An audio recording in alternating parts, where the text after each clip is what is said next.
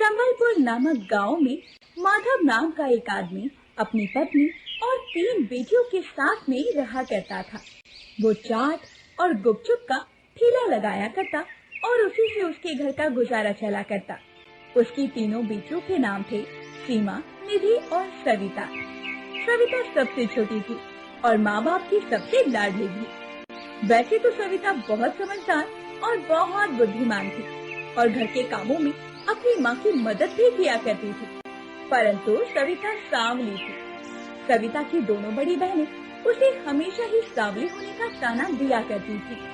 ऐसे ही एक दिन सविता की माँ ने अपनी बेटियों के पास आकर कहा, अरे सीमा और निधि, सविता को देखो तो जरा, वो मेरे साथ हमेशा ही घर के कामों में मदद करती है और तुम दोनों हो कि सारा दिन बैठी रहती हो, जरा कुछ काम भी कर लिया करो। माँ, सविता ठीक ही तो करती है। अरे उसे तो आपके साथ बस काम ही करना चाहिए और वो धूप में जाकर काली तो हो ही नहीं सकती, क्योंकि वो तो पहले से ही काली है। हाँ माँ, सीमा दीदी ठीक ही कहती है। यदि हमने इसकी तरह बर्तन मारने शुरू किए तो हमारे हाथ काले हो जाएंगे और यदि धूप में जाकर पानी लाना शुरू कर दिया तो हम खुद काले हो जाएंगे। आप तो बस सविता से ही काम करवाया करो, हमसे नहीं। बेकार में हमारी रंगत पर फर्क पड़ गया तो नुकसान आप ही का होगा जब हमारी शादी कराने में दिक्कत आएगी। ऐसा कहकर दोनों बहनें वहाँ से चली जाती हैं। तब माँ सविता से कहती है, बेटा, तुझे भी इन दोनों की बातों का बुरा लगता होगा ना? तू चिंता मत कर, तू सबसे सुंदर है और गुण में तो तू सबसे आगे है। और देखना, एक दिन इन दोनों को भी इस बात का एहसास हो जाएगा और तब ये अपनी गलती पर पछताएंगी बैठकर।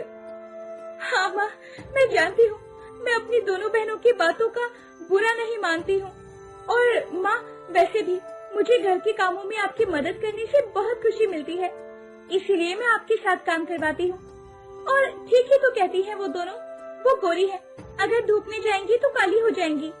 वैसे भी तू ही कह रही थी ना कि तुझे इन दोनों की शादी करनी है, तो माँ तुम भी इन दोनों की बातों को दिल से मत लगाया करो। और चलो अब हम काम खत्म कर लेते हैं, वरना जैसे जैसे दोपहरी बढ़ेगी काम करना मुश्किल हो जाएगा। और इस तरह सविता कभी भी अपनी दोनों बहनों की बातों पर ध्यान नहीं देती थी और हमेशा अपनी माँ के साथ कामों में लगी रहती। ऐसे ही सब कुछ ठीक चल रहा था, परंतु एक दिन माधव अपना ठेला बंद करके वापस घर आ रहा था। तभी रास्ते में उसका एक ट्रक से एक्सीडेंट हो जाता है और मौके पर ही उसकी मौत हो जाती है। माधव की मौत की खबर सुनकर उसकी पत्नी के सर पर दुखों का आसमान टूट पड़ता है। नहीं नहीं, आप हमें छोड़कर नहीं जा सकते, मेरे साथ साथ 3 बेटियों की जिम्मेदारी भी आप पर है। नहीं, आप ऐसे कैसे जा सकते हैं? मेरी नहीं तो अपनी 3 बेटियों के बारे में तो सोचते। माँ, पिताजी जा चुके हैं और जाने वाले कभी वापस नहीं आते, लेकिन हम तीनों है ना माँ, तुझे संभालने के लिए, तू चिंता मत कर माँ। वो सभी मिलकर अपने पिता का अंतिम संस्कार करते हैं